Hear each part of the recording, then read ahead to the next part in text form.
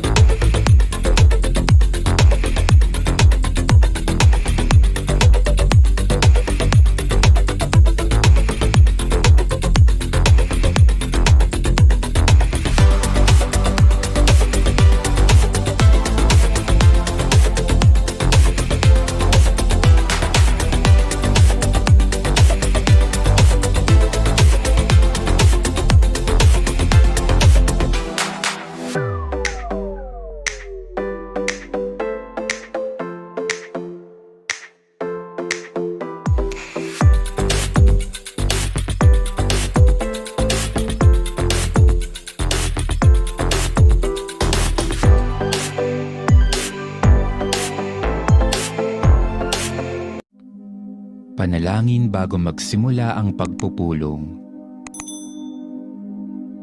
Panginoong Jesus, sinabi mo, kung saan may 2 o 3 nagkakatipon sa ngalan ko, kapiling nila ako. Panginoon, inihahandog namin sa iyo ang pagpupulong na ito. Gabayan mo kami sa aming pagtatalakayan at tanglawan mo ng liwanag ng Espiritu Santo ang aming mga isip upang makita namin ang naaayon sa iyong kalooban. Basbasan mo ang mga gagawin naming pagkilos at patnubayan kami sa bawat hakbang. Nagtitiwala kami na magiging maayos at mabunga ang aming pagtitipong ito, sapagkat narito ka sa aming piling. Amen.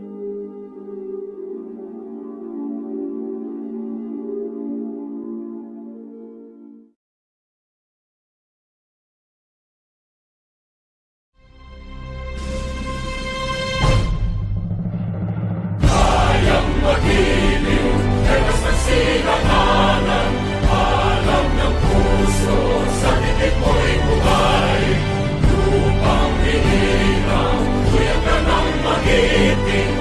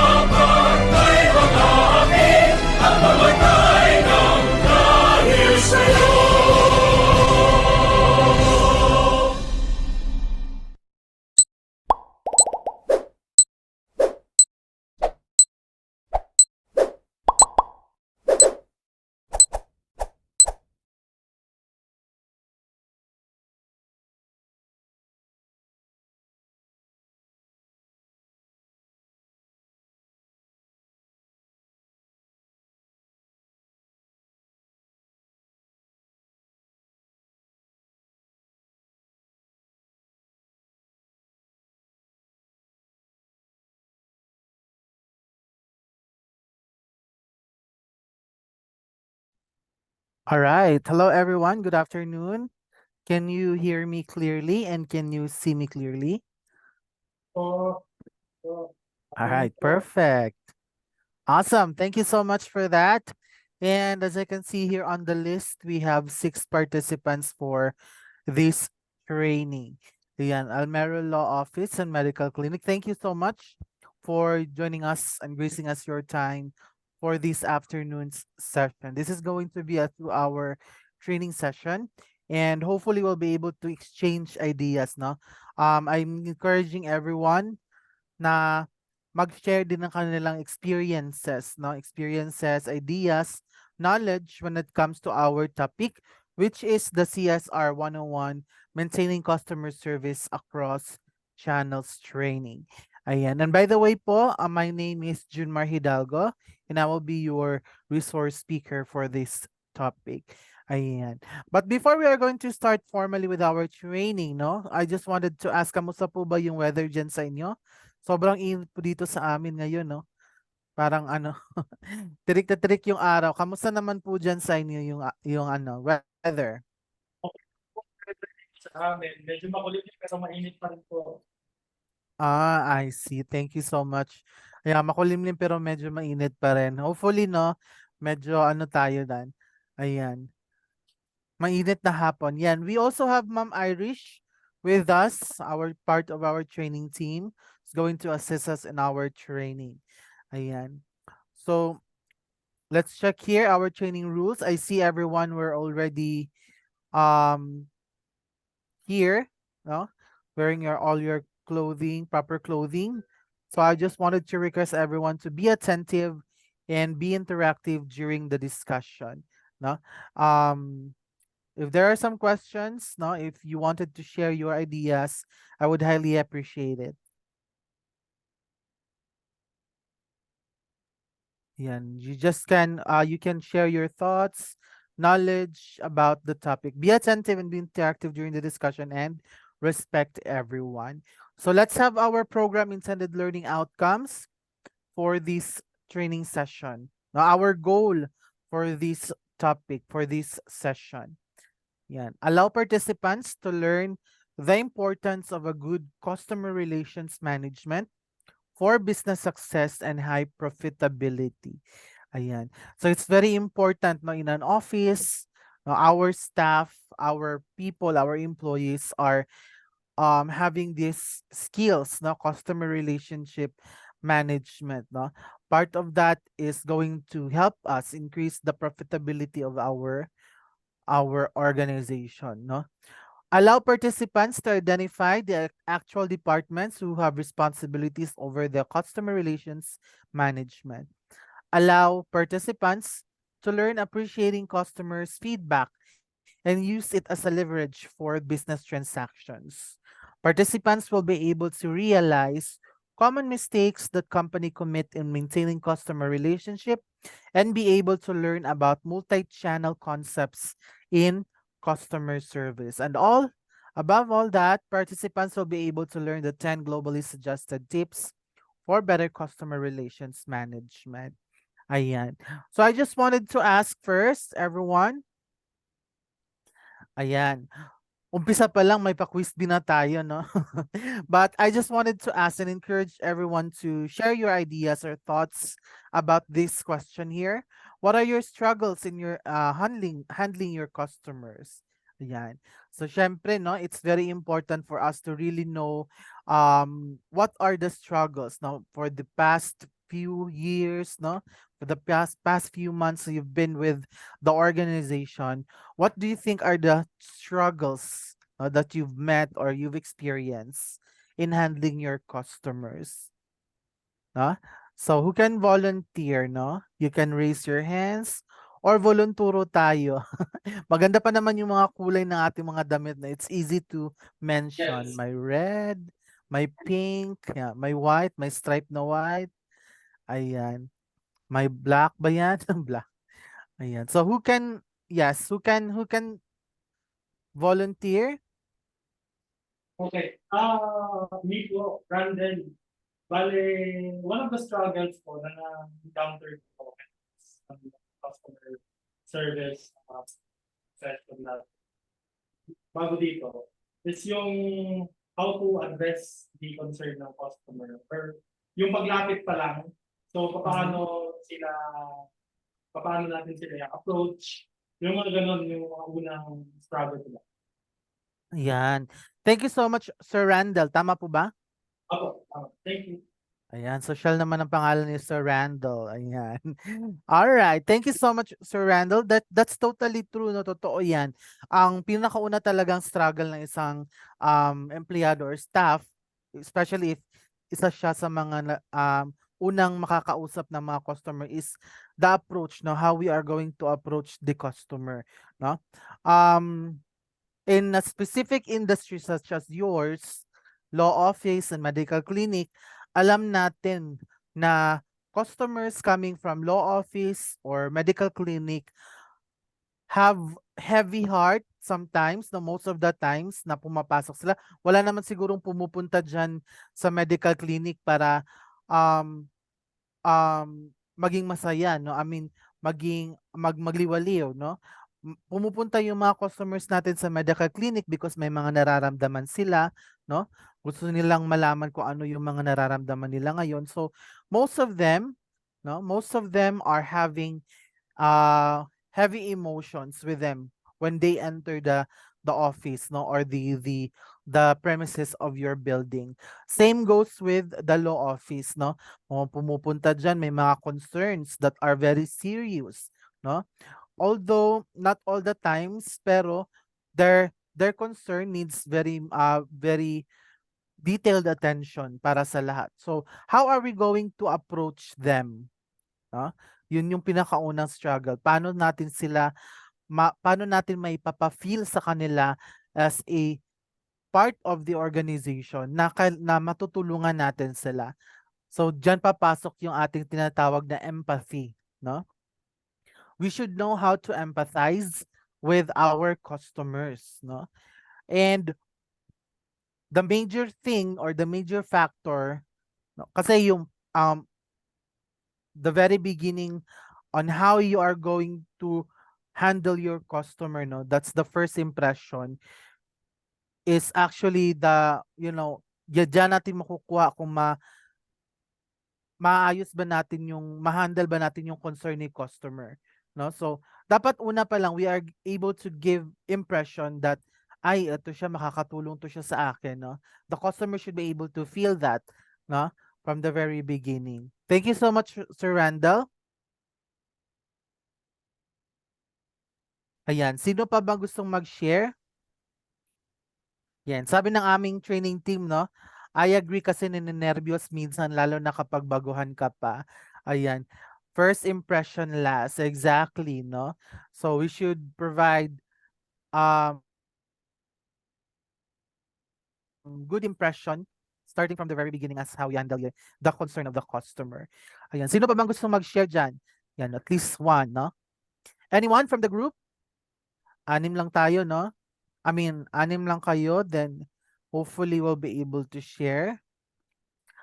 Sa kayong anim is nasa medical clinic and law office talaga or hati-hati kayo? Tatlo, for example, sa law office, tatlo sa medical clinic, or all around po kayo? Ito ang office and medical clinic. Magkasama na. Okay. Nag-fusion. Magkasama na isa lang pala talaga. Okay. Thank you so much.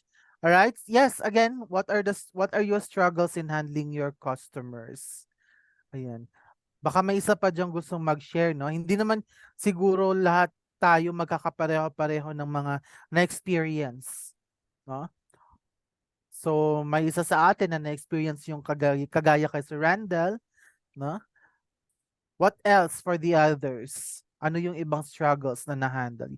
Yes, ma'am. Nag-raise ng hand si Ma'am Red, no? Ano pangalan po natin, ma'am?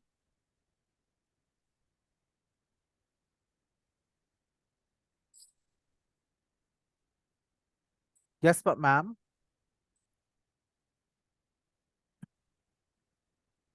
Hindi ko po naririnig si ma'am. Yes po.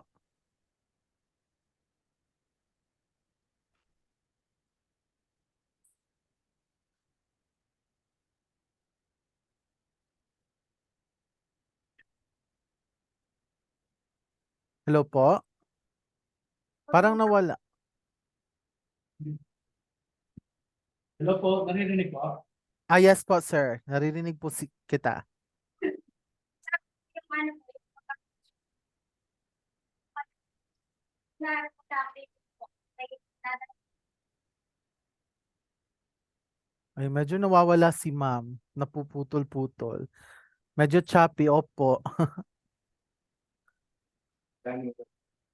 sa akin po yung sa ano, yung ano Yes, po yung pag-approach din po ng customer. Minsan po kasi may, dito po sa medical clinic po may pasyente po na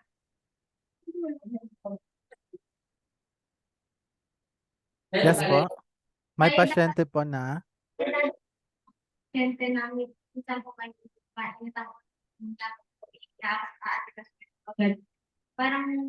sa akin po nahihirapan po ako. At dapat po may patient pa rin po na kung basta pag may patient ka po sa kanila sa mga customer kasi po customers po, always right po. Yes. Ayan. Ayan. Thank you so much for the assistance, Sir Randall. Ayan. Thank you so much also, ma'am, for your answer. Exactly, no? Kailangan talaga magbaon tayo ng sobrang daming pasensya. Ayan. Kasi when we are handling customers, we are handling also different emotions, no, different kinds of people. May mga tao na nakakaintindi ka agad kapag binigyan mo ng instructions. May ibang tao naman na hindi, no? May mga tao na nagagalit kapag hindi nila naiintindihan yung instruction na binibigay mo. Ayan. Most of the time, yan nangyayari yan sa mga medical clinic, mga hospital, no, healthcare industry, when you are giving instruction to a customer, no, or to a patient, no, kapag hindi nila naiintindihan, parang nagagalit sila, na-aggravate sila. Yan. Because that's a normal response, no. That's why if you are in to handling customers in your organization, you should be the one bringing a lot of patience with you. Kasi you are expected, no? Hindi naman pwede na kapag galit si customer, magagalit ka rin. Because that is going to be, a very, it's a battle of conversation, kumbaga kung tatawagin, no? So, kung galit si customer, you should be the one, having so much patience with you. Wag mong pantayan yung galit ni customer, no? Ayan. And you have to also check, no, kung bakit nagagalit si customer. Ano ba yung pinanggagalingan niya? And again, no, that's what we call empathy. No, dyan papasok si empathy. Bakit ba niya nasasabi itong mga bagay na to? Bakit ba siya nagagalit? So you have to put yourselves onto the shoes of the customer. Huh? Kumbaga kahit anong gawin mo, kahit anong argument mo sa kanya, hindi siya makakaintindi sa iyo because that's his or her point of view, no? Imagine, no? Imagine your customer and then you, no? You are standing on the right side and then your customer is standing on the left side. Then there's a number, no, na nakalagay sa in between sa inyo. Si customer, ang makikita niya na number doon is number 6, no? On his end, number 6 yung makikita niya. But ikaw naman, yung nakikita mo naman on your end is number 9. So if you keep on arguing with the customer na 9 yung number, sir, 9 yung number. So hindi talaga siya maniniwala because on his point of view, number 6 yung nakikita niya. So the only way for you to understand the feelings, no, or the emotion of your customer is to put yourself onto the shoe of your customer, no? Reposition yourself, no? Try to check or try to put yourself in the point of view of your customer, no? By then you are able to understand, ay, oo nga pala, 6 nga pala kapag dito sa position niya. And then that's the time that you'll be able to understand the emotion of your customer, no? That is why in customer service, you should not argue right away with the customer. You should not battle your knowledge or your information right away with your customer. You should understand first Bakit ba ganito yung emotion niya? Bakit ba ganito yung nasasabi niya? Because may mga pinanggagalingan yan. We all have our different point of views, and it's a matter of putting ourselves into the shoes of the other. Okay? Ayan. Thank you so much for your answers. Ayan. So let's have here our introduction to the customer service. Ayan. Introduction to the customer service, importance of good customer service. Ano ba yung importance ng good customer service? Business that develop great long-term relationship with their customers are more likely to receive repeat business from those customers. Exactly, no? It's undeniable. Kapag masaya yung customer sa atin, they will tend to stay in our organization. No? They will tend to spend more for our organization, for our business. Hindi na sila maghahanap pa ng iba, no? Because they're satisfied with the services that we provide. They're satisfied most primarily of the customer service that we are providing. Yan. Satisfied customers might also recommend your company, product, or service to a colleague, leading to a new business. Yan. If you're able to entertain your customers na parang mafe-feel talaga nila that they are really valued, no? Regardless of the status of their life, no? Regardless of what they have, as long as you're able to provide them enough attention and commitment, no? They'll be able to feel na, ay, dito ako sa clinic na ito kasi they're giving much care for my concern. Then after that, if they feel that, no, sila na mismo yung ma-market ng inyong mga business, ng inyong services. Ay, doon kayo sa Almero Medical Clinic kasi magagaling yung mga ano nila staff doon, mababait, no? Doon tayo sa kanila kasi kumpleto sila. Ayan, say for example, they're the one who's going to tell others about the goodness they've experienced in your business. Diba? Kagaya lang din sa atin, di ba? Customers din tayo. Diba? When you go to the restaurant, when you eat at the restaurant, no? If your experience is bad, sasabihin mo sa iba, no? Kapag narinig mo, ay kakain kami dito sa restaurant A. Naku, wag dyan kasi madumi yung pagluluto nila dyan. Naku, wag dyan kasi ang mamalditan ng mga staff nila. No? Especially right now in the digital era, di ba? Kapag may bad experience, it's just easy to put it on the social media. Ayan, that's why we should be very careful, no? Konting pagkakamali mo lang, lalong-lalo na kapag na-videohan ka. Nako, magte-trending ka. Tapos lalabas pa yung ibang mga tao dyan na magtatag kay Rafi Tulpo. Ayan. So, dapat tayo maging careful, no? And we should really be, you know, happy providing our customers our services. Ayan. Next that we have here, importance of good customer, just like personal relationship, it's important to cultivate and nurture customer relations. Yan. When organizations develop strong relationship, it can lead to loyal clients, positive word of mouth, and increase sales. Yan, yung sabi ko kanina, no, that's the word of mouth. Sila na mismo yung magma-market sa inyong organization, sa inyong company. Some companies interact with their customers for a brief time exclusively during the business transaction, while others maintain close relationship with their customers for years. For business that create customer relations, positive long-term connections are essential. Building customer relations should be a focus for customer-centered companies to ensure financial success. Ayan. There's a book about customer service and it's closely related to financial success. Sabi doon, if you wanted your organization to be successful financially, no, you should start building your customer service or customer service skills. Okay?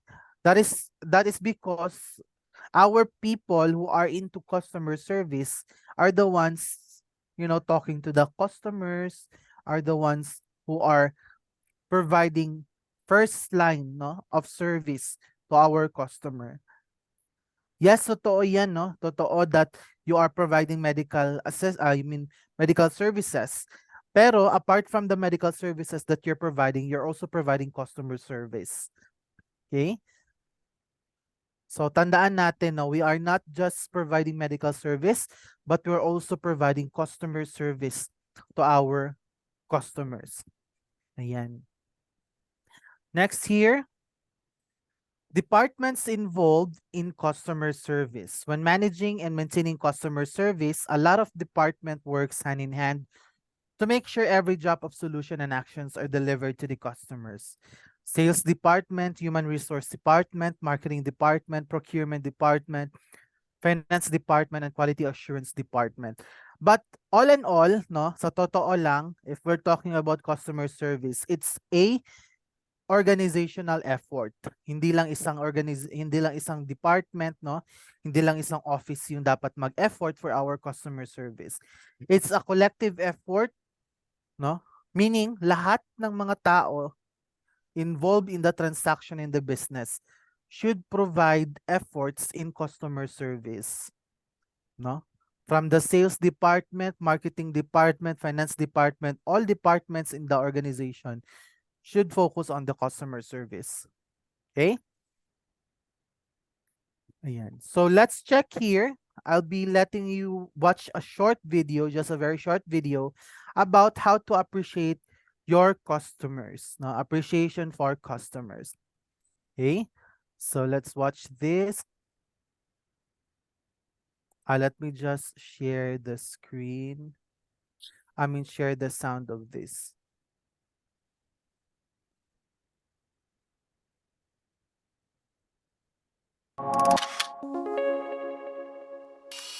If a customer has been genuinely impressed with the level of service or product you've provided and takes the time to pass on that feedback, it is vital that praise doesn't fall on deaf ears. Man, that was easily the best steak I've ever tasted. Ever. Shall I get the bill? Customers are often reticent to provide positive feedback. So when you're lucky enough to be on the receiving end of such a compliment, be sure to match the customer's enthusiasm and let them know the feedback is appreciated. Man, that was easily the best steak I've ever tasted. Oh, I'm so happy to hear that. I'll let the chef know right away. Thank you. Failing to acknowledge their excitement could easily turn a happy customer into an embarrassed or disappointed one, leaving all of the good work that preceded that moment wasted. While you have a delighted customer in front of you, it's an ideal opportunity to glean more information from them, information that might help your business. Man, that was easily the best steak I've ever tasted. That's good to hear. What would you say made it stand out? Oh, it was so tender, but I think it was the onion sauce. That was amazing. Next time you encounter a happy customer, don't leave them hanging. Share their enthusiasm, thank them for the compliment, and let others in your organization know about the feedback. Yan. So it's a very short video, no, talking about how you can appreciate your customer, no, especially if they're giving feedback. But I just wanted to ask at least one person from the group, no, what have you learned from the video? Ayan. Ano yung mga natutunan? Si ma'am, agad-agad na si Nico, si sir. Ayan. Bilis ni ma'am, no? Bilis. Ayan. So, all right. Yes po, who can share about the knowledge they've had from the video? Hello po. Yes po, ayan. Ang ganda ng microphone. Ako po si Uncle po. Uncle. Yes po, sir. Ano po natutunan natin sa video? Ay po, base po sa video kanina. Sabi po doon, kung ano po yung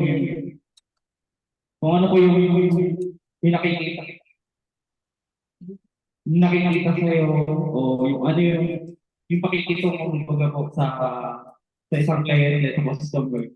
So,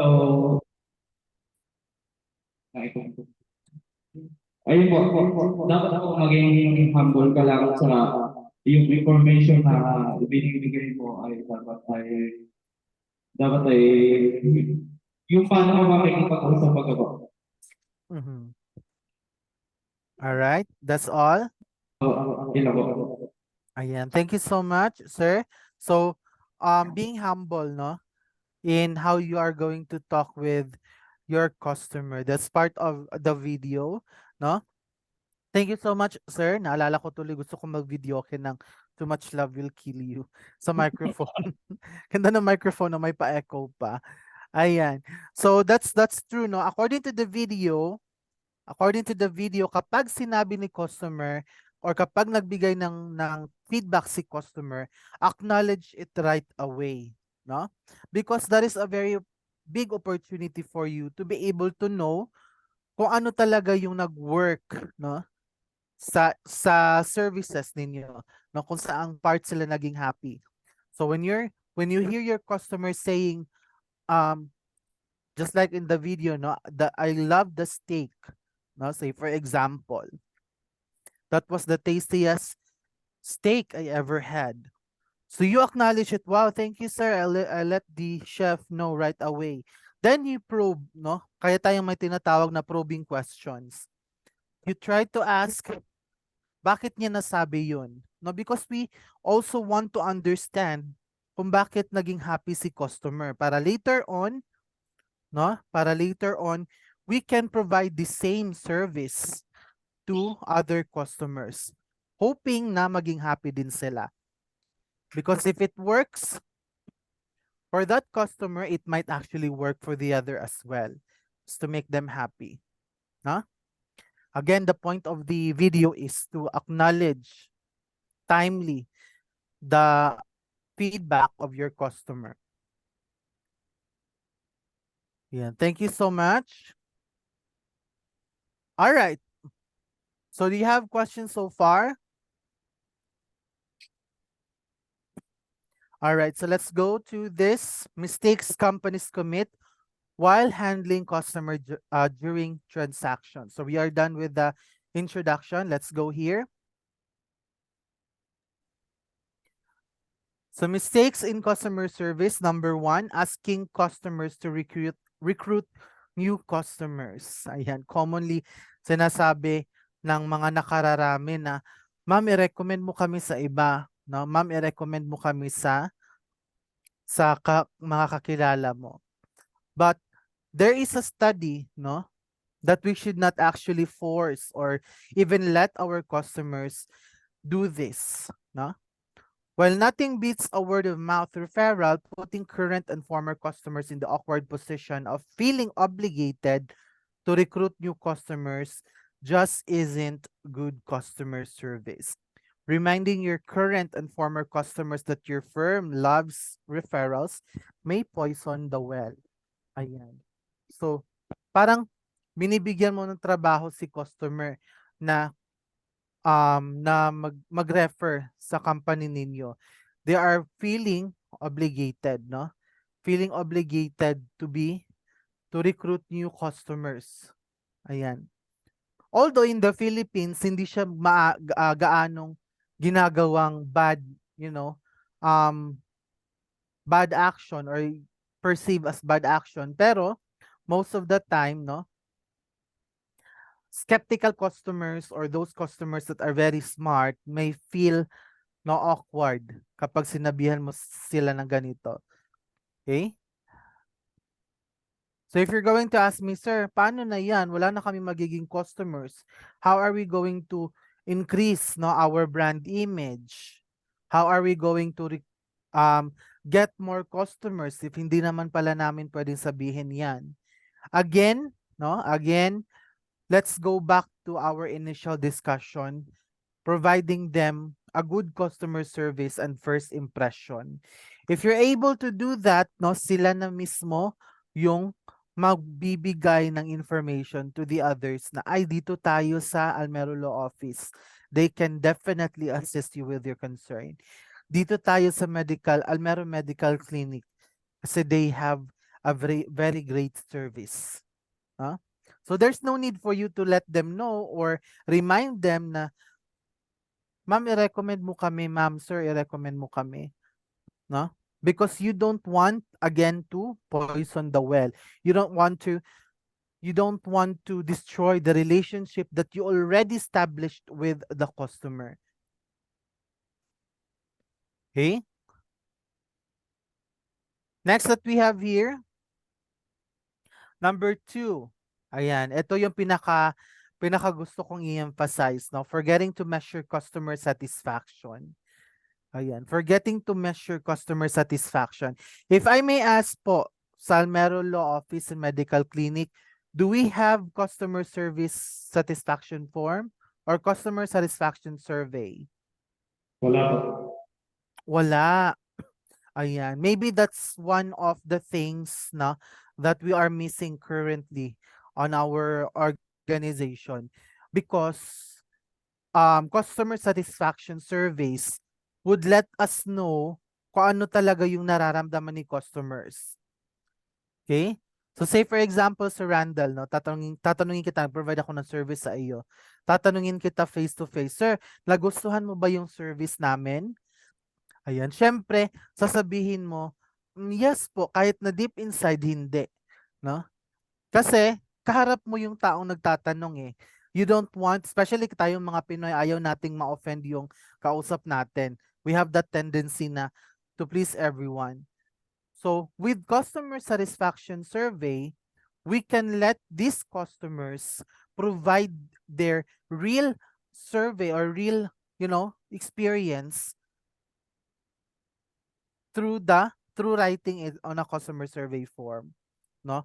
Mas magiging authentic yung sagot nila kasi hindi mo sila kaharap, hindi sila parang nape-pressure na sabihin na yes, I'm satisfied, even hindi naman, no? So that is why we need to measure customer satisfaction.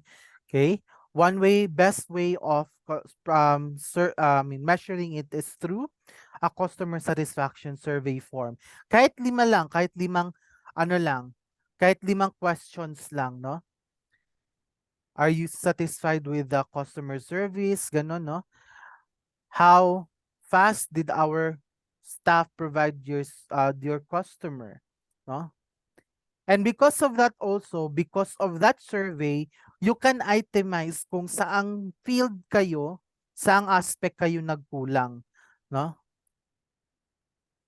I've been an auditor and a quality assurance representative, no? I've been helping a lot of companies and ito yung pinakakulang talaga sa kanila, yung customer satisfaction survey, no? They have customer satisfaction survey but hindi nila alam paano ito gamitin, no? They miss the opportunity of the customer satisfaction survey. Our customer surveys are actually highlighting the weaknesses of the organization. So if pag nakita mo doon, ay, bakit 1 point lang yung binigay ni customer when it comes to the quality of the service, ayan, you revisit it. Pag nakita mo na marami yung nagsasabi na hindi maganda yung hindi mabilis yung service ng inyong organization, then that's a good thing because you are given opportunity by the customer na malaman mo ito, no? So by then, kapag nalaman mo na, you can do something about it. You can create some mechanism, no, para mas mapabilis yung trabaho. Para the next time, no, hindi na siya ganun katagal mag-provide ng services. Ayan. So, remember that our customer satisfaction forms are not our enemy. Our customers are not enemies, no? When they said they are unsatisfied in a particular service you provided, accept that, no? Huwag tayong magdabog, huwag tayong magalit, huwag nating sabihin na, nako, ang taas ng standard ni ma'am, tsaka naman. Huwag nating isipin na ganyan, no? Ayan. Marami akong naririnig na ganyan kapag nagsasurvey, no? tapos binigyan mo ng bad survey, or hindi naman bad, but low survey yung isang organization, mas magagalit sila. Pero hindi dapat ganun, no? Let's not be like that. When the customer said they're unsatisfied, you should do something about it because that's their experience. No, hindi mo naman pwedeng sabihin na ay si customer sinabi lang niya unsatisfied siya kasi hindi namin binigyan ng discount. Ayan. But there's actually more to that, no? You should ask your customer again through the customer satisfaction form. Ayan. Alam niyo ba kung bakit alam niyo ba kung bakit may Japan supremacy? Kung bakit magaling yung Japan when it comes to innovation to their services? That is because they provide, or they really ask their customers, no, their constituents about their satisfaction. Ayan. Tinatanong nila, and when they receive the survey, ginagawan nila kaagad ng paraan. Say for example, sa mga streets, no? Sa mga streets ng Japan, they have braille, no, para sa mga bulag. Yung mga tiles na para sa mga bulag, dinadaan nila. Dati-rate, there are a lot of these people with eye disability, no? Hindi nakakakita, blind people who are complaining that they cannot stroll around the city because they don't have assistance, no? But because of this, no, survey, naglagay sila ng braille, no, to ease the pain point of their customers. Kasi customer mo yung citizen eh. So if you are a government. Another one is yung mga CR nila, 'di ba? Automatic na, no? Hindi na kailangang mabasa ng kamay mo because may mga buttons na lang na pinipindot. And that is actually the fruit of customer survey, customer satisfaction survey.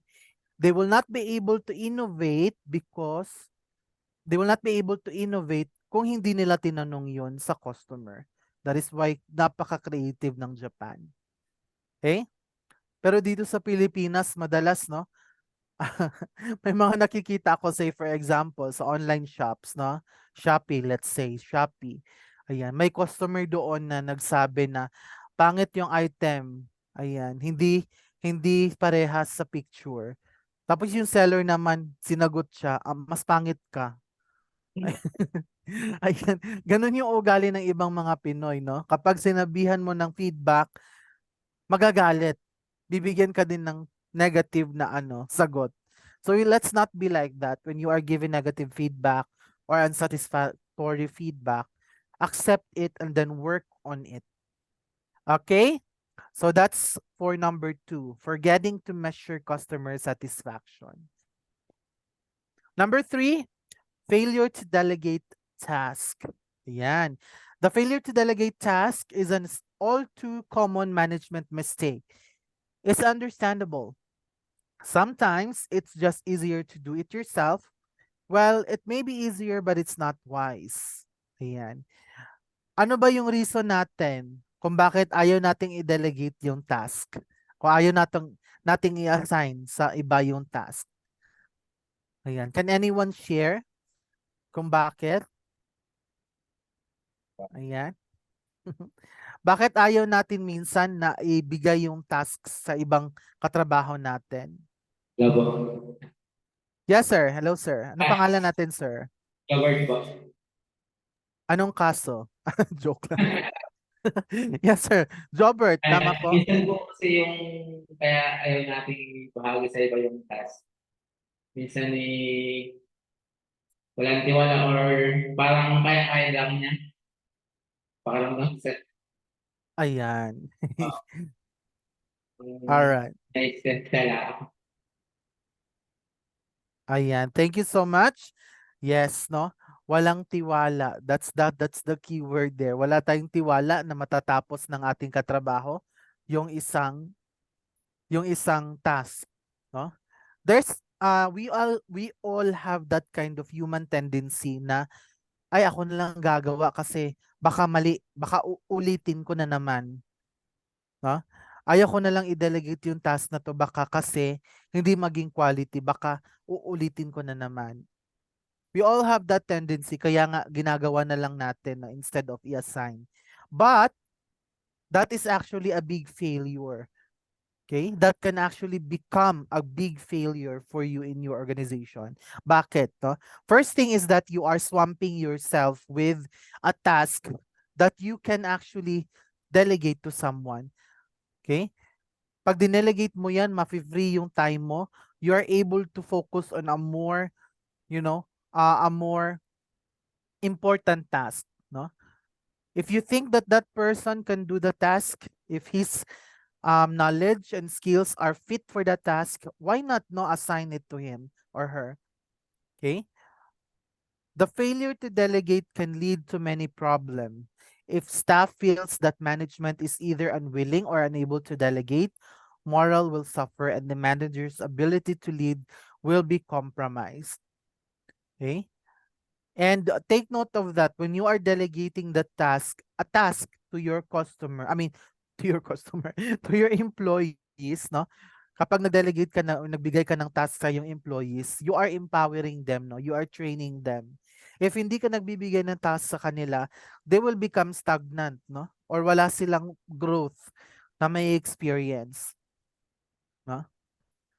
Nung mga bata pa tayo, let's say for example, nung mga bata pa tayo, our parents would allow us to experience a lot of things, no?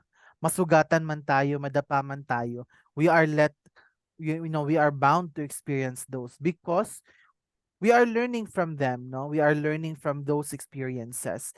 Same goes with your employees in the organization, no? You will not be able to let them experience or learn from things to things if you will not expose them from those, tasks. So that's failure to delegate tasks. We should delegate tasks to our co-workers or employees. Ayan. Number 4, failure to set priorities. Yan. Due dates and deliverables rarely fit neatly into an 8-hour day. Ayan. Exactly. Totoo yan, no? We only have 8 hours of work, 9 hours of work a day, and we cannot we cannot fit all of the tasks in one day, no? Multiple conflicting demands are all too commonplace, particularly when dealing with multiple projects, issues, and customers. As leaders, managers have to set priorities for themselves and their staff.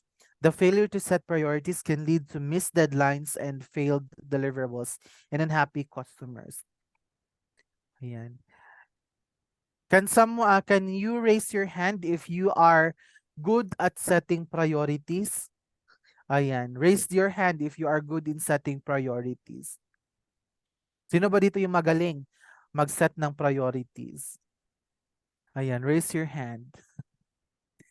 Yung hindi nahihirapang mag-set ng priorities. Ayan, wala. Ayan, so nahihirapan tayo. So that's one mistake in customer service, no? We should set our priorities para hindi tayo maguluhan, hindi tayo mahirapan kung ano yung mga trabaho na kailangan natin gawin, no? Again, the failure to set priorities can lead to missed deadlines. Yeah. I don't know if you're familiar with the 4 quadrants.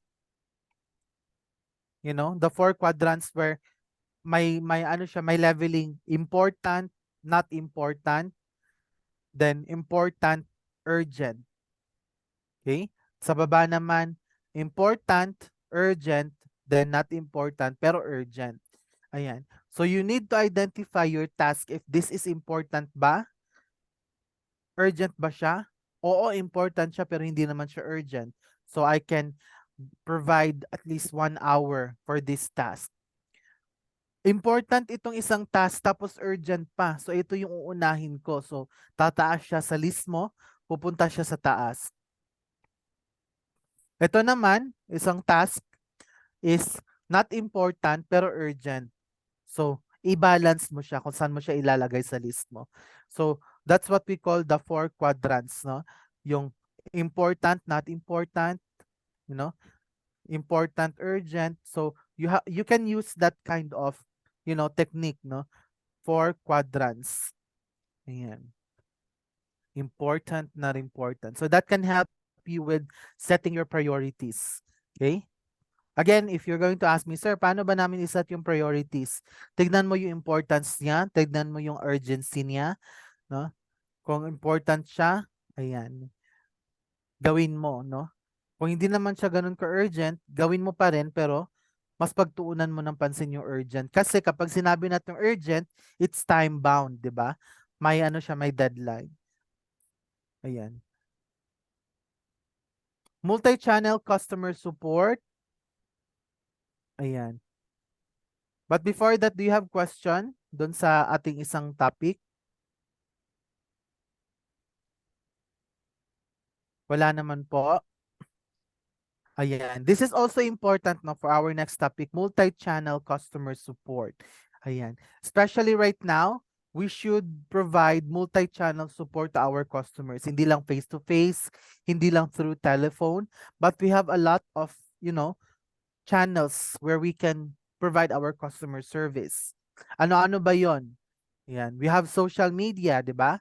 Are we active in social media? Ayan, yung mga staff natin is your business page active in social media, Almero Law Office and Medical Clinic? Yes po, active po.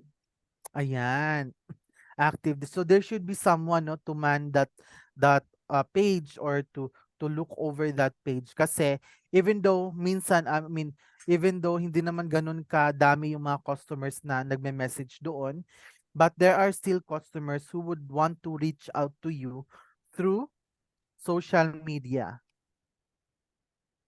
Yan, through telephone, through other means, no?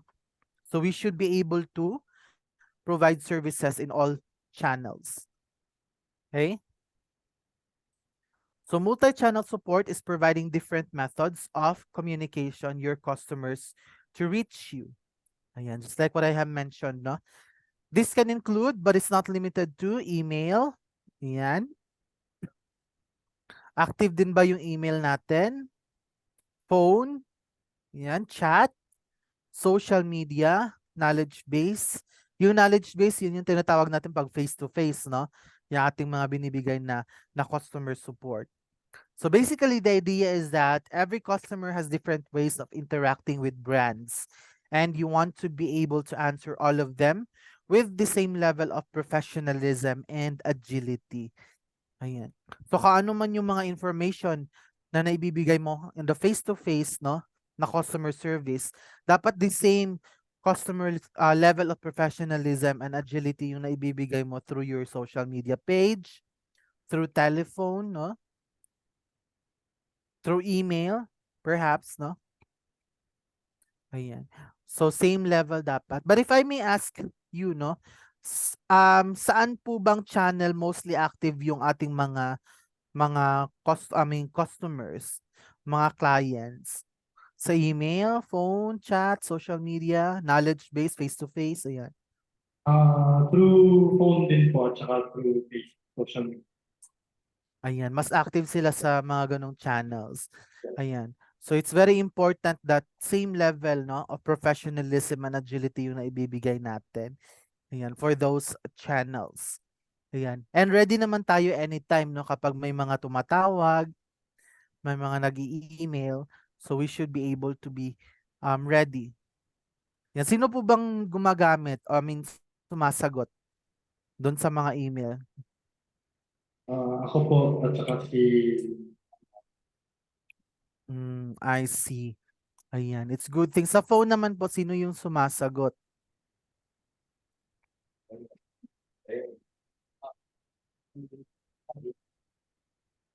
Sino po? Sa email ako, sumasagot. Kami din po ako sumasagot. I see. I see. All right. Yan, it's a good thing to know that. Now, thank you so much, Sir Randall.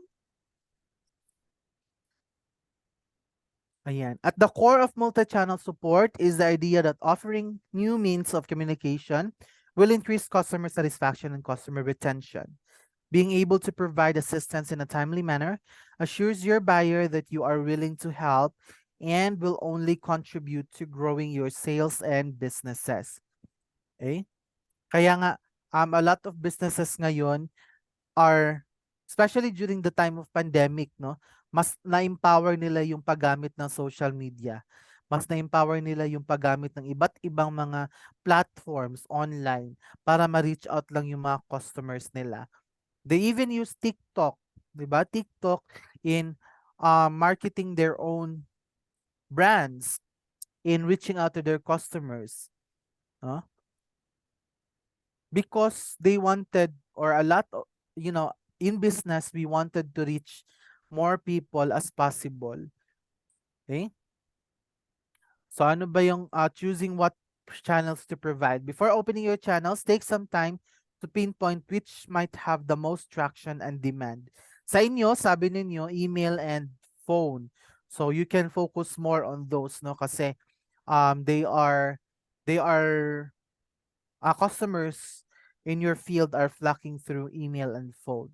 For example, when you ask feedback from your customer on your existing channels or in other interactions, don't forget to check if they need other support outlets. Okay? This demand can take many forms, from a formal request to a more subtle remark like, I feel much more comfortable talking about my issues than writing them down. There are a lot of people who are not comfortable with talking about their concern face to face. Mas gusto nila yung telephone. May iba naman na talagang pupunta sa office para isabihin yung kanilang concern rather than saying it through the phone. Okay? So you should be ready for whatever channel, no, yung ating pagpo-provide ng customer service. Okay. All right, so let's have here part still of the multi-channel customer support using customer name. Ayan. Let's check or let's watch this video. Just a short video again. One of the quickest ways to connect with a customer is to use their name. If your customer tells you their name, make sure you repeat it straight away. Saying the name out loud ingrains it in your subconscious. Then look for a couple of opportunities to work their name into the conversation over the ensuing few minutes, taking care not to overuse it. If someone has an unusual name, or you perhaps weren't able to understand it when the customer introduced themselves, Hi, it's Flexible. ask them to repeat it. Oh, I missed your name. Can you repeat it for me, please? Flexible. If you still can't understand it, ask them to spell it for you, as having them repeat it a third time may frustrate or anger the customer. Oh, and if having noted their name you later forget it, you might be able to discreetly ask a third party. I've forgotten your mother's name. It's Sarah. If you can't remember their name and there's no third party to ask, simply be honest with the customer. Apologies. I've forgotten your name. Of course, if the customer hasn't told you their name, some simple detective work on your part might reveal it. Perhaps it's written on a ticket, on a luggage tag, or their credit card. There are a myriad of places you might find this valuable piece of information. One thing's for certain, you'll have a better chance of discovering their name if you're alert and making an active effort rather than operating on autopilot. All right. So, ayan, using the customer's name. Ayan, what have you gotten from our small talk video? Ayan, who can share about their knowledge? Sige, sir. Ano mo yung microphone kahit kanino. Sino yung maswerte natin kakanta ng Too Much Love Will Kill You? Yo po. Ayan. Yes, sir. Po. Yung pag may customer ka daw po, yung pagpapakilala mo po sa kanya o yung magkakakilala po kayo, yun po, yung i-prioritize nyo po yung pagiging ano nyo po, pagiging humble nyo po. Yung po, alalahanin nyo po yung pangalan niya.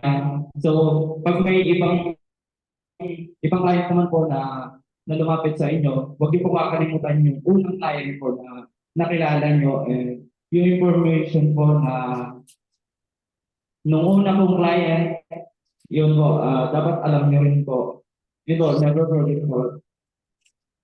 Yun na po. All right. Thank you so much, candidate number 3. Miss Grand International. Thank you, sir, for your answer. I really appreciate that. No, totoo yan, no? Actually, one of the first thing you needed to secure in order for you to make sure that your customer will be happy all throughout the transaction is knowing their name. You know, that's one of the vital information you need to secure kung gusto mong maging maganda yung takbo ng transaction. Okay? I have been into the BPO industry before, no? Wherein talagang customer service yung focus namin. And 10% of the irate customer or yung mga galit na customer or calls na hindi maganda is accounted to agents na hindi nakikinig sa mga pangalan ng kanilang mga customers. In the very beginning, sasabihin niya ni customer, "Hi, my name is Leticia." Say for example, "Hi, my name is Lakia. I need to check my bill." Yan. So sasabihin mo, "I'm sorry, ma'am. What's your name?" Okay pa yan kay customer, Lakeisha. Pero kapag ipanaulit mo pa yan, no? I'm sorry, I was not able to understand it. Magagalit na si customer. And the entire conversation, the entire transaction, may galit na, may grudge na si customer sa'yo because that is showing that you are not listening. Even just for a single name, hindi mo siya pinakinggan. No? So that is still part of the first impression. No? So if you wanted to give a good impression to your customer, if they told you their name, you should be able to be alert and remember it. Okay? What was your name again, ma'am? Angel Oxine. Oh yes, Ma'am Angel. Thank you so much for ganyan. So if hindi mo talaga na rinig, no? You can again, according to the video, have them spell it. Kunwari, ipapaspell mo to make sure na na tama yung spelling na isusulat mo kumbaga. So pag na-spell nila, ayan. Lucky for you if narinig mo pa yung spelling talaga, no? Lalong-lalo na kapag mahirap yung pangalan, no? Anong pangalan mo? I'm sorry, ma'am. Anong pangalan mo po, ma'am? Hindi naiintindihan. May mga ganong pangalan, di ba? Hindi natin maintindihan. Ayan. So we should be very attentive. There are documents, no, information that you can check na nagko-contain ng pangalan nila, but also we should not assume na sila yun, no? Because there are people na they're holding a document or paper of a different person, no? So let's not assume. Baka sabihin mo, "Ma'am, ikaw si Angel Locsin, ma'am." Naku, hindi, I'm Beyonce. Ayan. So let's not assume right away na kung sino yung nakasulat na pangalan doon sa document, siya na yun. Okay? So that's the point of the video, no, using customer name. You should be able to use your customer's name properly and remember it properly. Okay, thank you so much, sir. So going back to choosing what channels to provide, ayan. So we have live chat, okay, on Facebook, on Instagram, on TikTok, no? On your website, live chat will be the best if you're answering questions that can be found on your knowledge base, as you will be able to send them articles with steps to follow, or if your clients need to reach you for something urgent. But don't expect to use this for long conversations. For example, if you need to go over lengthy step-by-step instruction. Okay? So live chat is commonly good, no? If mga small instruction yung mga binibigay mo, small inquiries. Okay? Let's say for example, nag-chat si customer sa Facebook ninyo. "Hello ma'am, I just wanted to ask, is the doctor in?" Ayan. So yes, no, you can quickly chat yes. Ayan.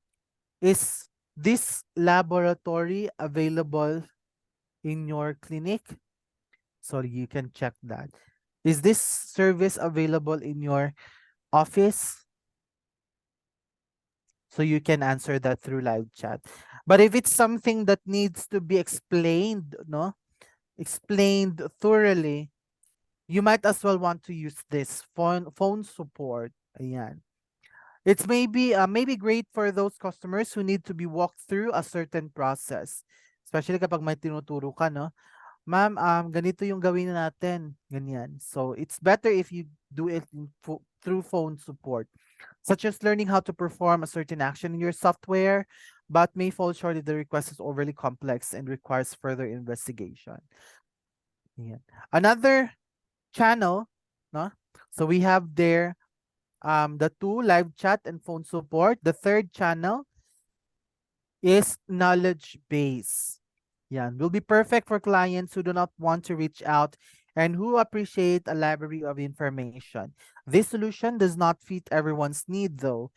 Even the best knowledge bases may be missing some articles or information. To make sure, you offer complementary channels like support or phone. Yung mga brochures natin are also part of knowledge base. But of course, no? Of course, we cannot fit all of the information in one brochure, no? Three folded brochures, say for example, we cannot fit all of the information there. So make sure if you provide knowledge-based support, you also let them know that if you need further information, we are also available through email or through phone. We can also assist you through those channels. Huh? Next that we have here is email. It is important to exchange sensitive files or complex information and to keep track of your conversation with users. Though it is likely that with this channel, you will spend more time going back and forth to exchange with your customers.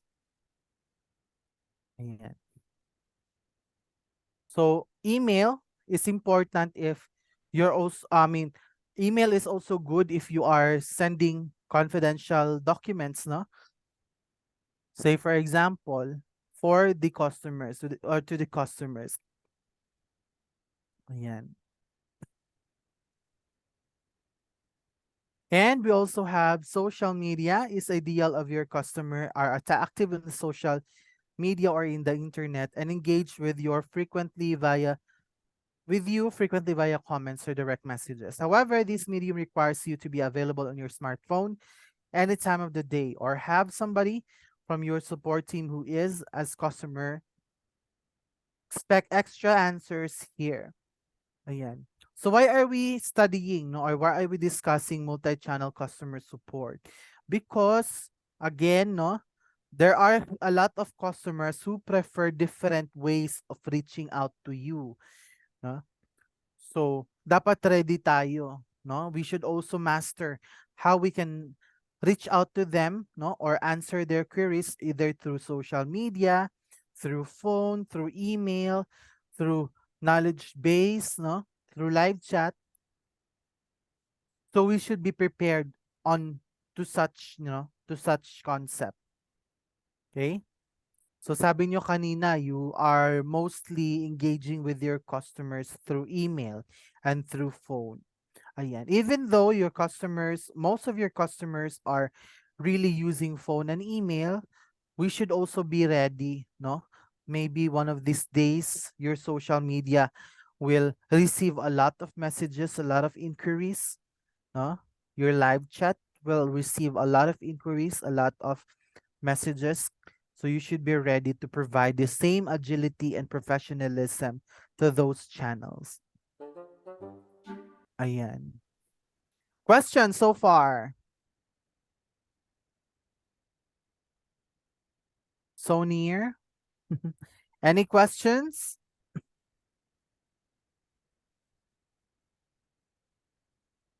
Wala po? Lang po. All right. So time check, it's 2:11. So we have reached the activity part, and then we have reached the, sorry, ayan. We have reached the half of our session. So let's have a short break muna so that we can refresh our mind and make sure that we will be able to retain, no, the knowledge for the next topic. So let's have a short break, and then we'll have our activity after this short break. Okay? So inom muna tayo ng tubig, ihi muna tayo so that stretch muna natin yung likod natin para ma-remember natin yung next natin na topic. Okay?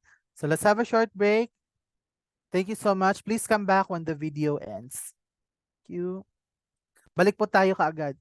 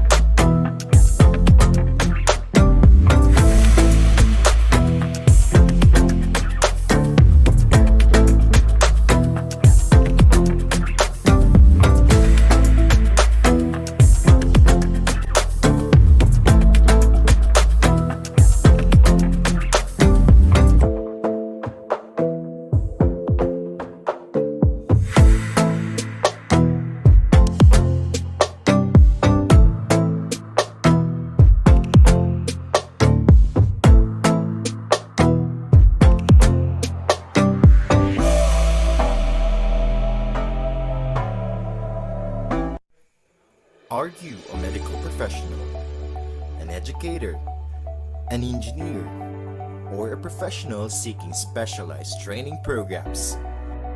Stellar Training Consultancy Services is the right training center for you.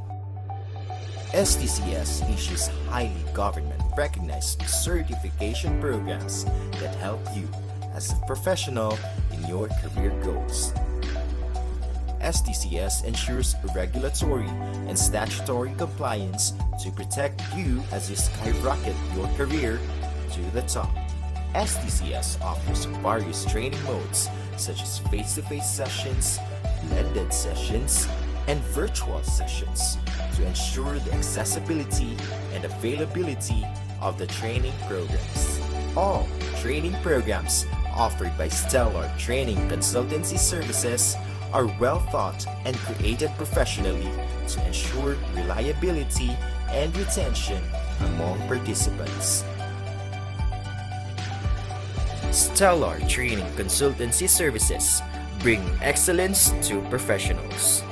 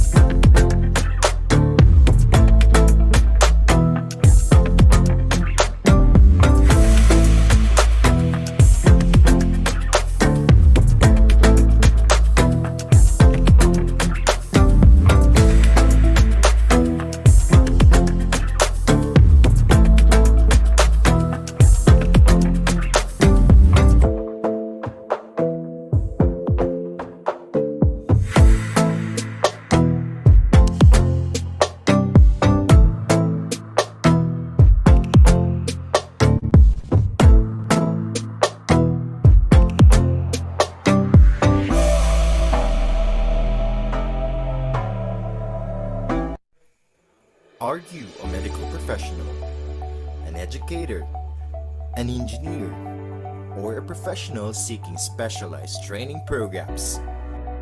Stellar Training Consultancy Services is the right training center for you. STCS issues highly government-recognized certification programs that help you as a professional in your career goals. STCS ensures regulatory and statutory compliance to protect you as you skyrocket your career to the top. STCS offers various training modes such as face-to-face sessions, blended sessions, and virtual sessions to ensure the accessibility and availability of the training programs. All training programs offered by Stellar Training Consultancy Services are well thought and created professionally to ensure reliability and retention among participants. Stellar Training Consultancy Services bring excellence to professionals.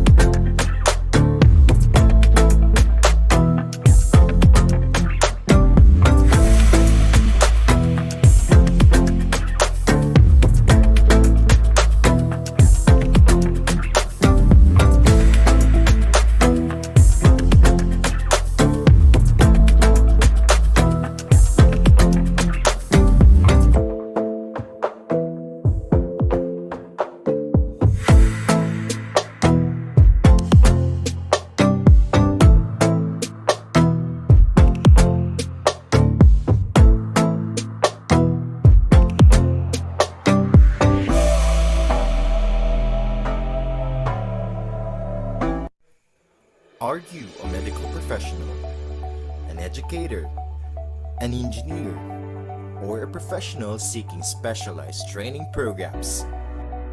Stellar Training Consultancy Services is the right training center for you.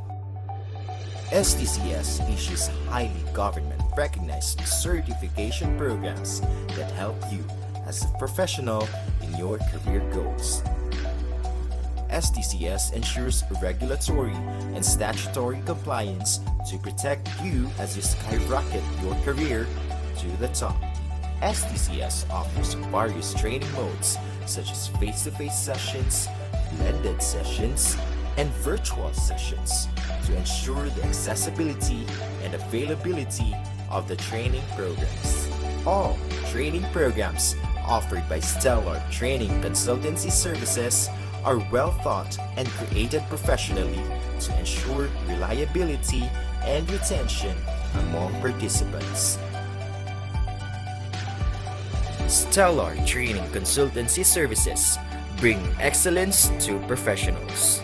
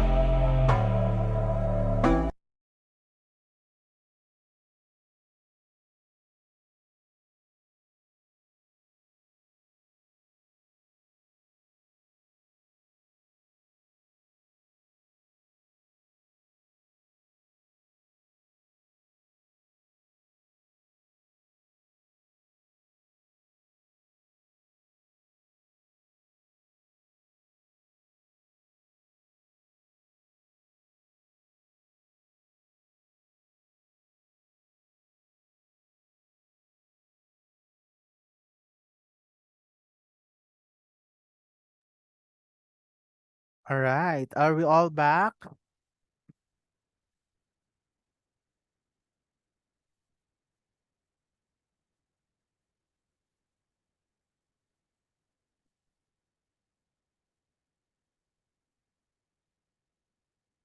Are we back na po ba?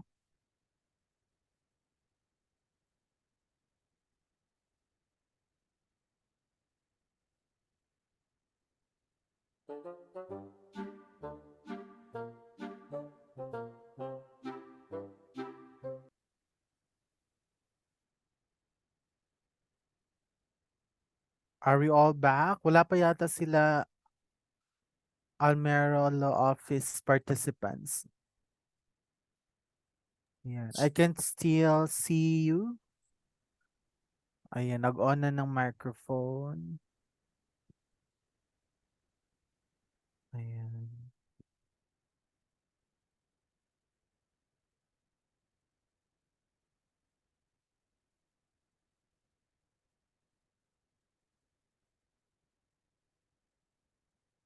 All right, perfect. Okay, seems like all of us are already here. Kulang pa ng isa, no? But let's have our, okay, this afternoon or this session, we will be having our activity. And this is called jumbled letters. No? Jumbled letters. You can just, since wala tayong, since naka-isang mic, isang computer lang kayo, no? You can just use their microphone in answering the word, no? We're playing this jumbled letters because we wanted to retain some words that we have discussed all throughout this topic. Okay? So all that you needed to do is to arrange the words shuffled. Okay? So you may use your microphone in answering this. Okay, are you ready? First word that we have here. Yeah, and what word is it?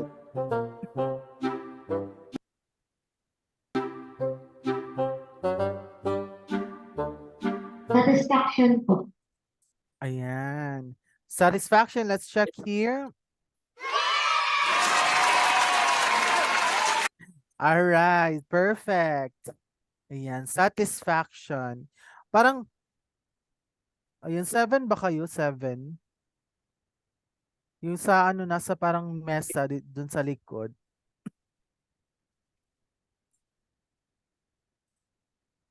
Ayan, 7 na kayo lahat. 16 pa. Sino yung nasa ano sa mesa? Sa may... Joke lang. Kinabahan sila bigla. Multo. Multo. Kinabahan sila bigla. Ayan. So, 6 lang kayo. Ayan. Satisfaction is the word here.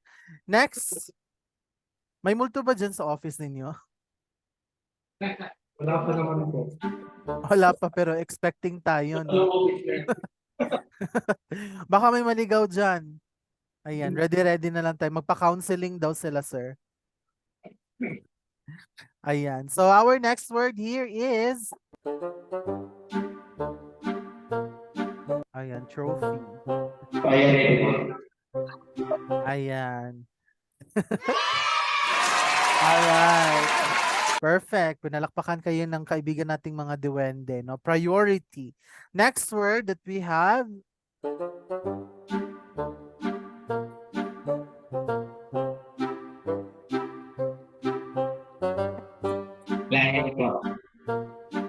Ayan. All right, so that's just a very short activity to refresh our minds and be ready for our next topic. Thank you so much, and hopefully we have retained our topics lesson from the previous hour. All right, so now let's have our next topic, 10 tips for better customer relationship. It's very important to establish relationship with our customers. And with these 10 tips, we hope to bring a good customer relationship with, of course, our customers. Ayan. First tip number 1 is to build trust. Selling is like dating. Ayan. You won't get very far in the first contact if you try to sell off the bat. People are a lot more skeptical and informed. That includes showing them how you understand the challenges they face and how your products and services help them answer those challenges. Ayan. So, in building trust, no, it's like dating, no? You should not sell your product or service right away, no? Or sell it off the bat. Meaning, pag kausap mo si customer on the first few minutes or few seconds na kausap mo si customer, do not tell them right away, ma'am, meron kaming ganito, ma'am, baka gusto mong i-try. Ma'am, I suggest you do this, you do that. Okay? You explain first how your services can help them, no?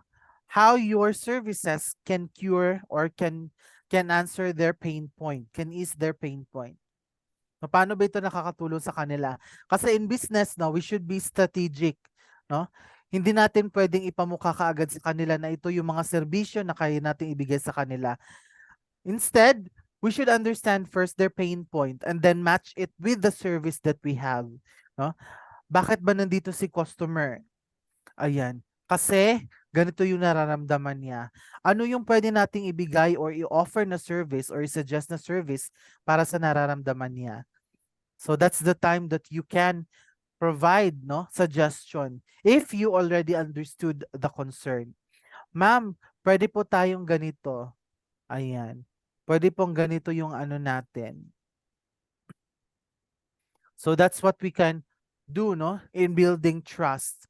Being able to understand their concern first before we provide our service. Kasi isipin niya ng mga customers natin, ay ano ba yan?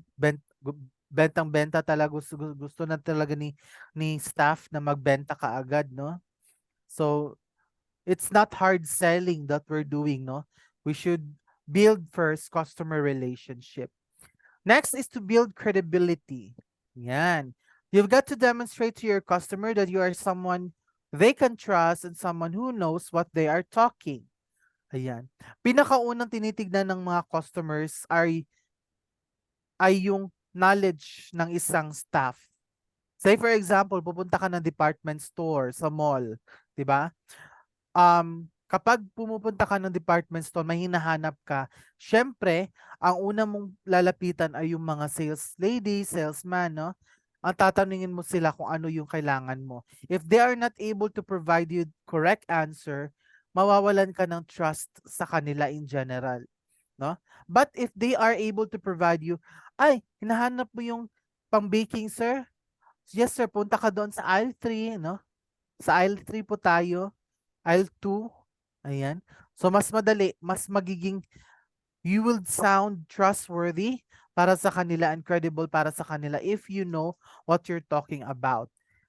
That also means you need to be knowledgeable and informed about the product and services you and your competitors sell and show an in-depth knowledge about your customer's industry. Okay? Since you are working in Almero Law Office and Medical Clinic, no? Since you're working there, you should be able to have knowledge about the services that you're offering, no? Baka naman pag tinanong ni customer, ma'am, ano po itong document na to? Tapos hindi mo masagot, no? Matatagalan ka pa. So it's very important, no, in building relationship with your customer to provide knowledge instantly as much as possible, no? The quicker you provide your information or the answer to the customer, the higher the trust they can give you. Okay? And that's building customer relation. Be the go-to person. Ayan.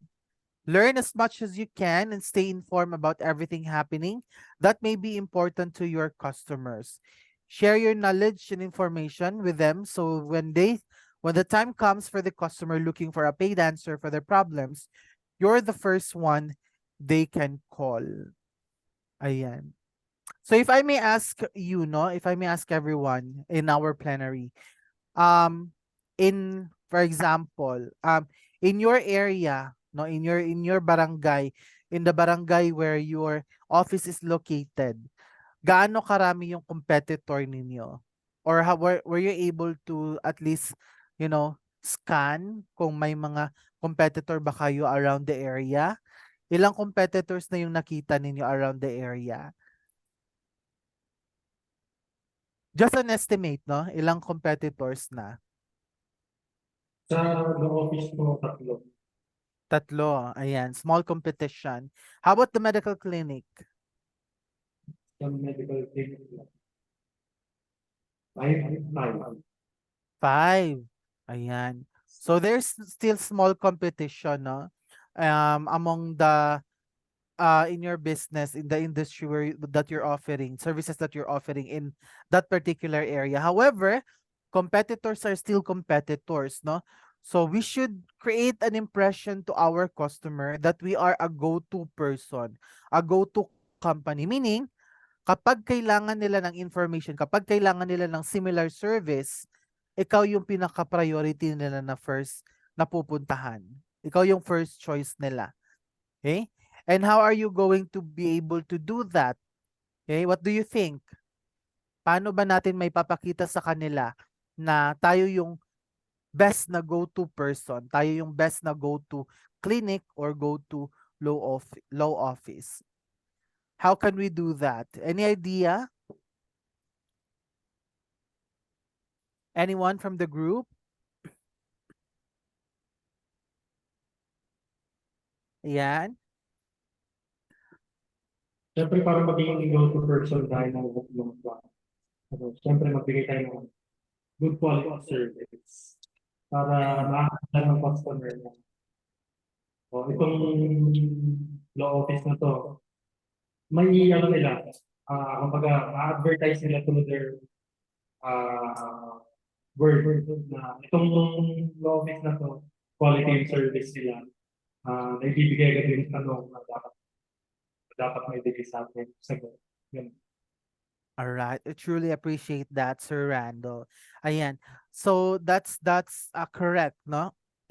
If you wanted to create an impression that you are a go-to clinic or go-to service, you have to make sure that you provide quality service to them, no? From time to time. If it's the first time of your customer to visit your organization, talagang you have to strive hard to provide that person the best that you can offer, the best service as possible. Yung iba nga kapag pumupunta sa office, no, sa mga companies may pakape pa sila libre, no? Lemon Square na libre. Ayan. That's because gusto nilang magbigay ng parang pampalubag ng loob, no? Ayan, para maano nila, makuha nila yung loob ng customers. Ayan. So, with that being said, no, you are already building or you already have built a customer relationship, and your customer will be the one, no, advertising your company through their word of mouth.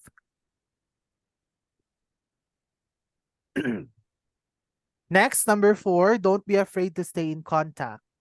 Many relationship managers are afraid to contact customers on a regular basis for fear of annoying them. Ayan, totoo yan, no? Minsan ayaw nating i-contact si customer because ayaw nating ma-annoy sila. But nagiging annoying lang yung pag-contact natin kay customer if hindi valid yung reason natin. Kailan ba nagiging hindi valid yung reason ng pag-contact natin sa ating customer? If you're contacting them to make a sales pitch, no? Kapag tinawagan mo sila ulit para lang magbigay ka ng sales pitch sa kanila. Ma'am, baka nilalagdat ka uli, punta ka dito. For example. Ma'am, baka sumakit na naman ulit yung ulo mo, may gamot kami dito, may pa-check up kami. Ayan. You're doing sales pitch. No? If you're trying to contact your existing customers or clients, you might want to check them because you authentically wanted to know their status. No? May mga ibang companies or organization na talagang nagbibigay sila naglalaan sila ng pera, budget para sa isang tao na magiging in charge to check status of their existing customers or their past customers. Pinapatawagan nila. Pinapakamusta lang, no? Hindi naman necessarily na mag sales pitch, but pinapakamusta nila sa isang empleyado nila. Hi ma'am, how are you? Yan, I hope you're doing great, no? Yung mga ganong bagay lang, chine-check lang. Follow up kumbaga, especially sa law office, no? We are hindi naman kapag may ka-transaction tayo sa ganong industry, hindi naman isang transaction lang 'yan. May mga other follow-ups pa, 'di ba? Na mga nangyayari. We have to contact the customer, no? The client. We may have to reach out to them again, no? One time. So, we have to reach out to them with a valid reason, not because we wanted to sales pitch. Okay? Number 5, know your priority clients. May mga priority clients ba tayo? Are we doing this?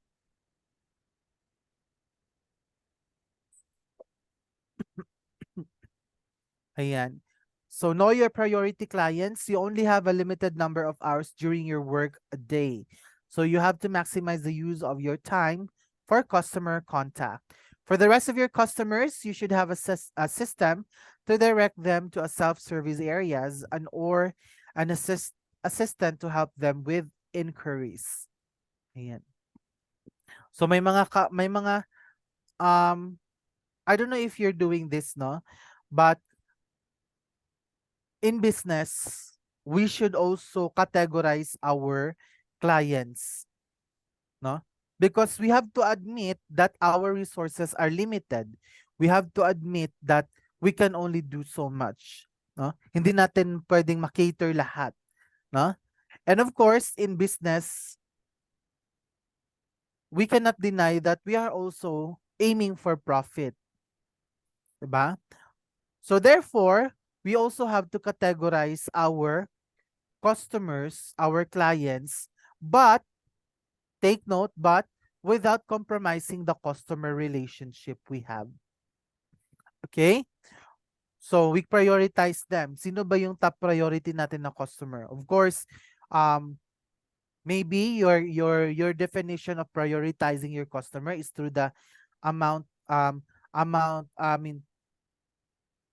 ano tawag niyan? Buying power of the customer, no? How much they can contribute to your organization,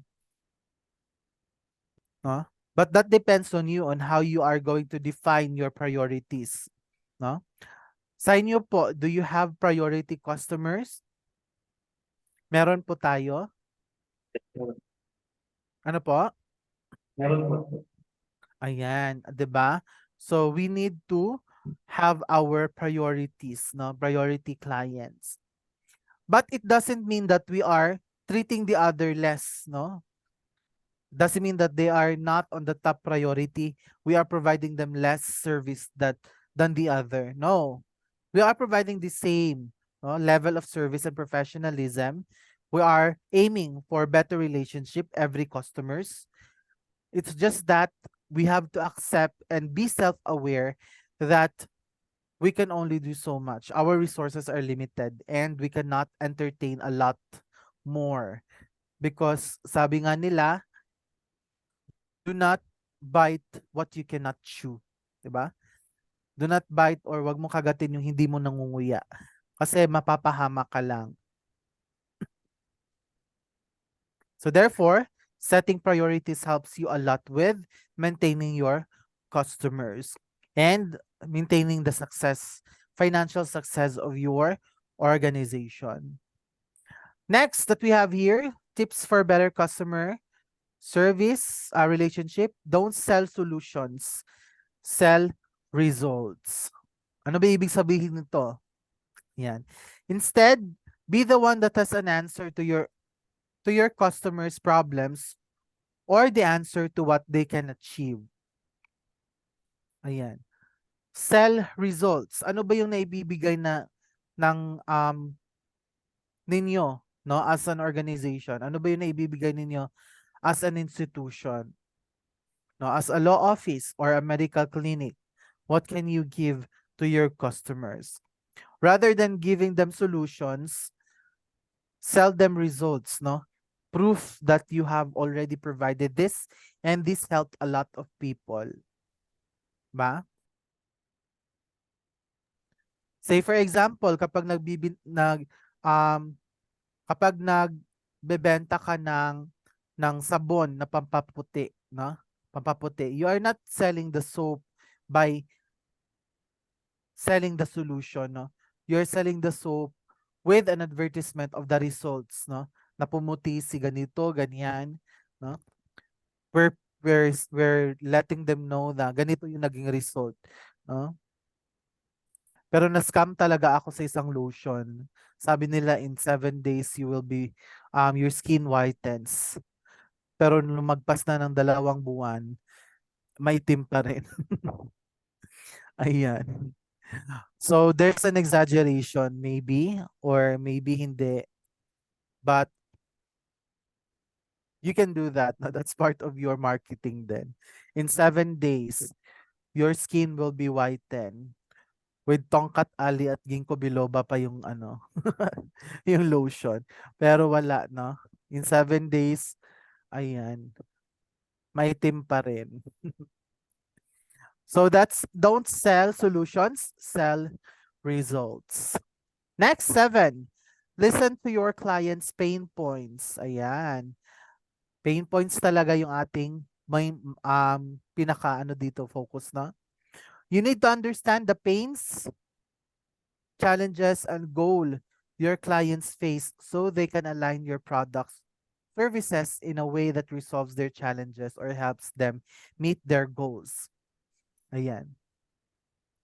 In connection to what we have discussed earlier, no, na hindi dapat tayong mag-sell right off the bat, dapat intindihin muna natin yung pain points ni customer.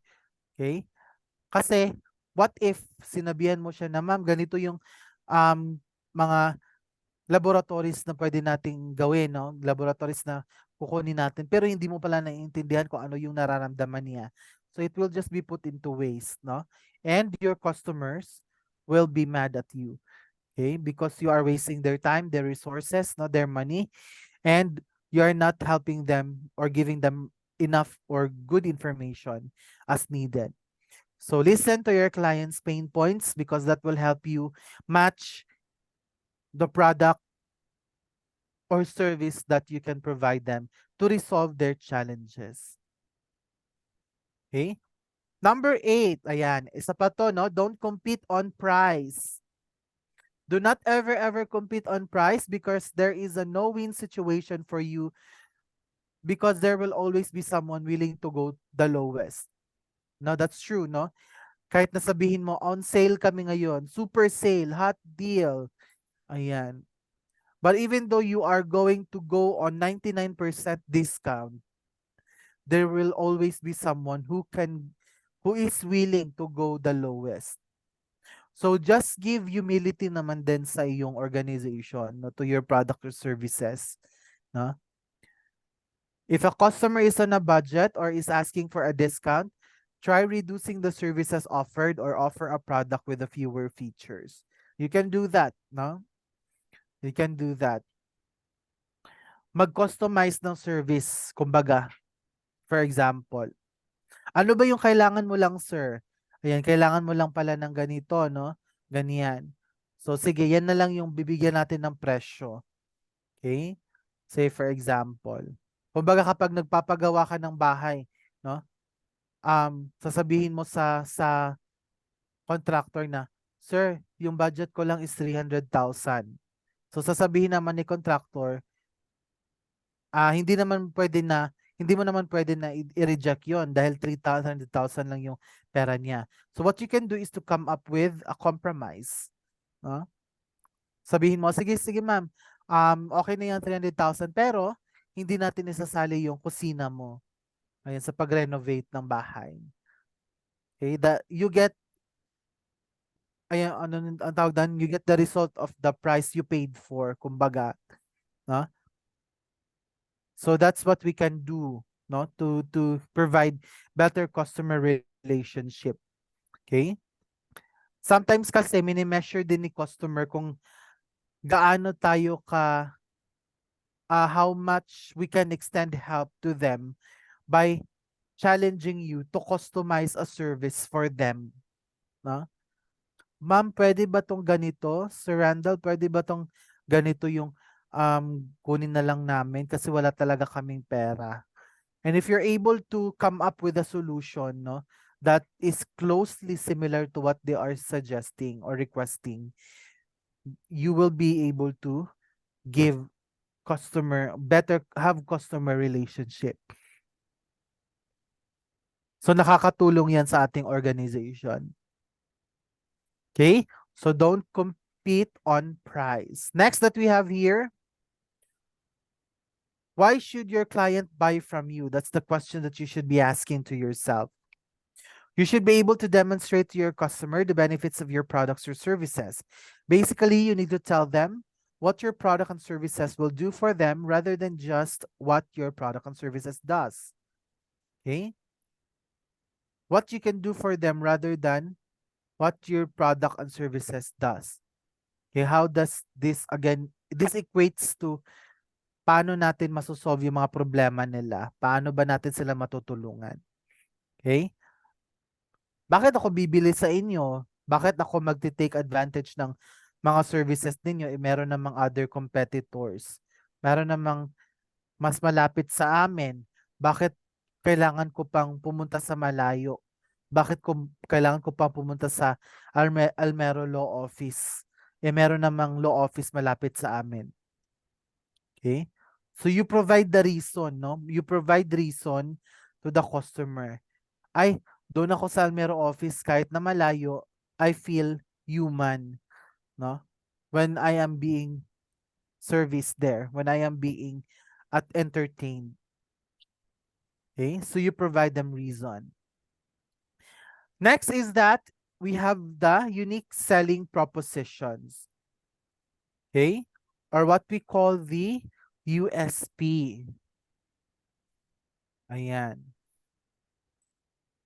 You should be able to list all the ways your products and services are noticeably different from your competitors. Know your unique selling proposition or the thing that makes your brand different. Ayan. So when we say unique selling proposition, it's something that makes your brand different. What sets you apart from your competitors? Ayan.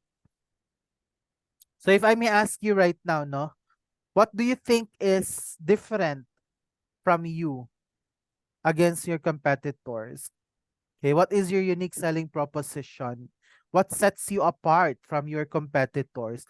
For the law office, sabi ninyo may tatlo kayong competitors or tatlo kayo lahat. So, how are you different from those competitors you have? Yes po. For the law office po, yung magiging hands-on po sa lahat ng cases. Although lahat naman po ganun, pero yung sa amin po is mas ginagawang personalized talaga. Hindi lang siya naka-general na tinitingnan ng isang kaso, hindi pinapersonalize. Para mas matutukan yung cases.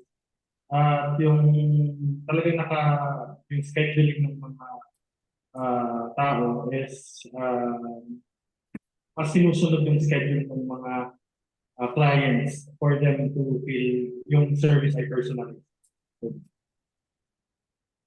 All right. Thank you so much, Sir Randall.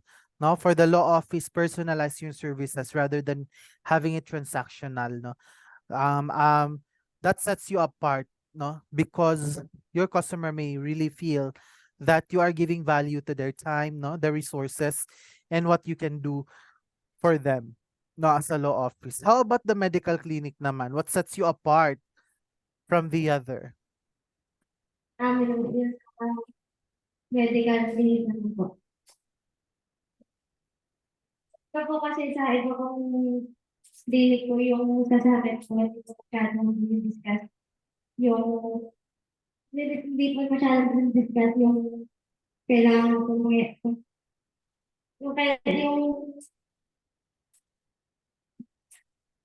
yung sakit po, hindi ko masyadong nagdidiscuss. Dito po kasi sa clinic po namin, mas tinutukan po ni Doc yung, mas dinidiscuss niya po yung kung ano po yung sakit at yung dapat po gawin paano nasa po yung sakit.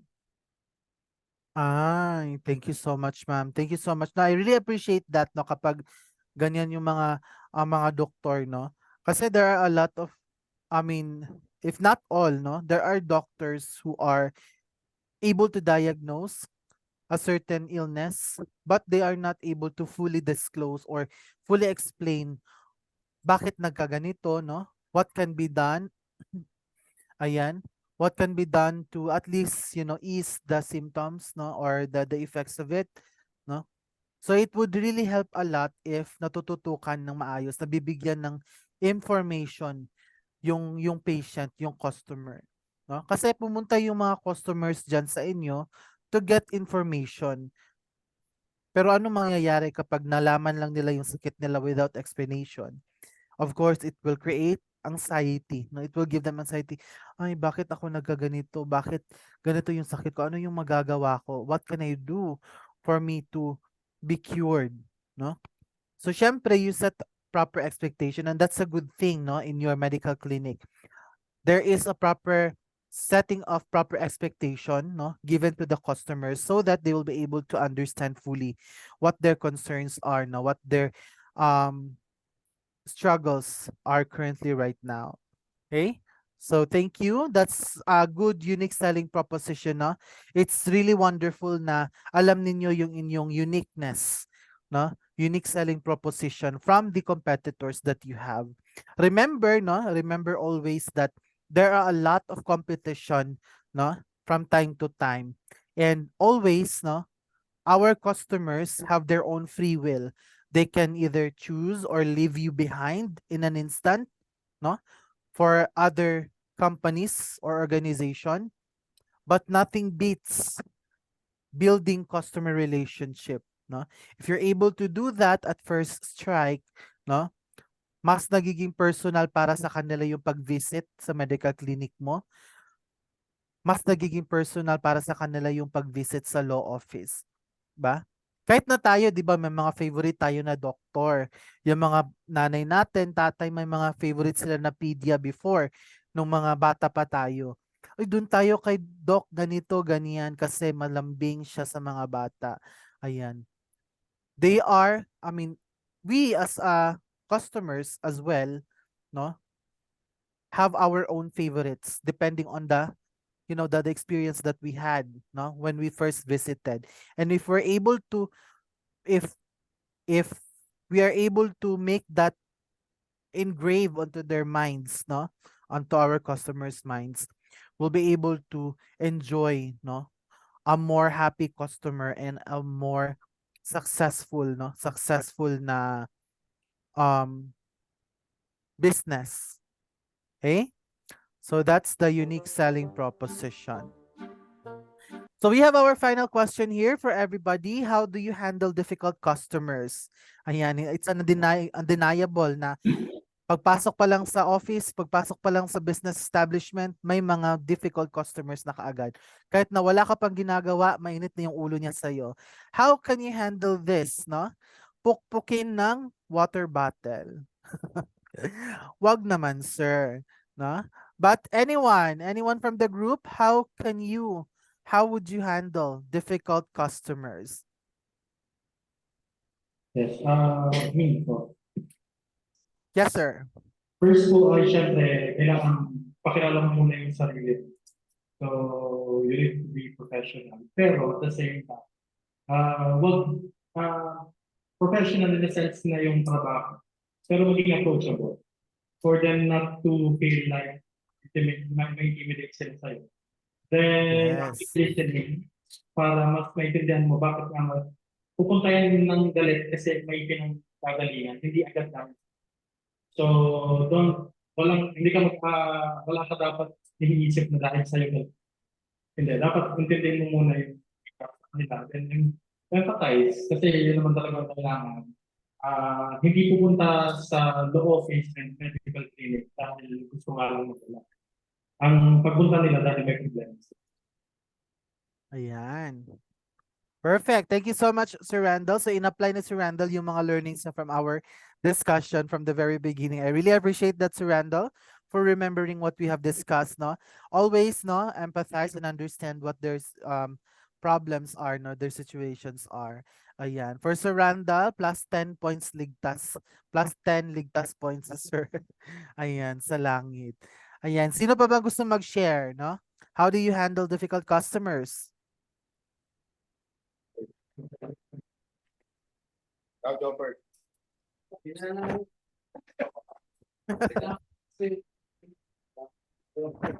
Wala na? Medical clinic. Ayan, representative from the clinic.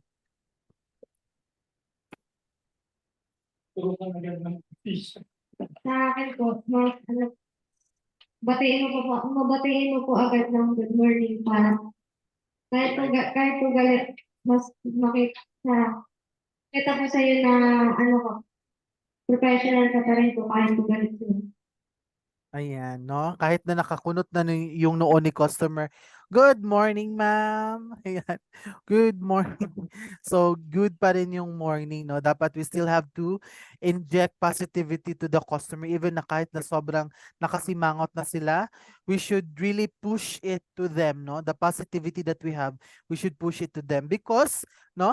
Hindi natin alam talagang makaka-apekto yung positivity to them, no? Because we are normally positive people, no? We are normally happy people. When we are sad, that is because of the surge of emotions that we are feeling, no? So, always inject positivity to our customers. Ayan. So, I guess we're all done and time check. It's 2:59 and I hope that you enjoyed our training session for this afternoon for the CSR 101. This is our website and email address, social media account. You can visit our social media page if you wanted to do more training. Also, if you have concerns, you can email us on our email address. Also, your training certificate and your training materials, copy of these training materials will be forwarded to you through your contact person, no, to the contact person who contacted us. We will be sending the email and the training materials. Ayan. So, do we have any question? Wala na po. Ayan. Is everything clear po? Ayan. So, let's take a picture muna before we leave our session. Ayan. Thank you. Yes, si Ma'am Irish yung magpipicture. Okay, sige. So, can you hear me? Yes, ma'am. Alright, so we will have two poses. First is the formal pose, then the second is wacky. Okay? So, in 1, 2, 3, say mais. Mais. Alright, for a while. Okay, and the second pose is wacky. Say wacky. Alright. All right, perfect. Thank you so Okay, much, thank representative you. from Almero Law Office and Medical Clinic. Once again, this is Junmar Hidalgo, and this is from Stellar Training Consultancy Service. And thank you so much for joining us on this afternoon session. Goodbye.